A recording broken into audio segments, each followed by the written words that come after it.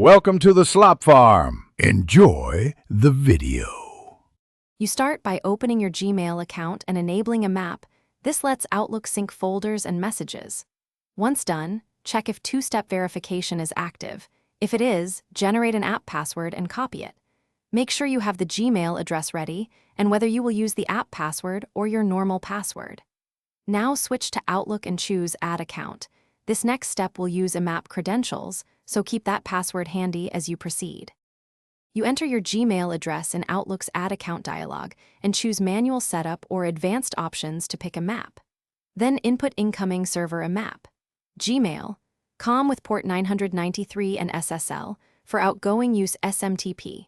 Gmail, COM with port 465, SSL, or 587 TLS.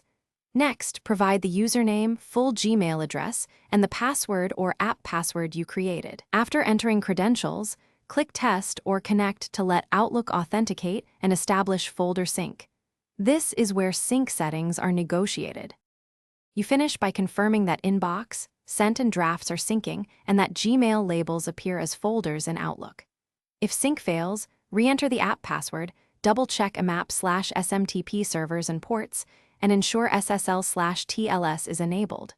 Also inspect Gmail security alerts. Sometimes Google blocks sign-in and sends an email you must approve.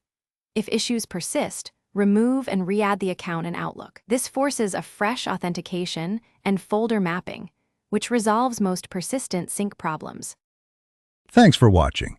Consider subscribing if we helped you today.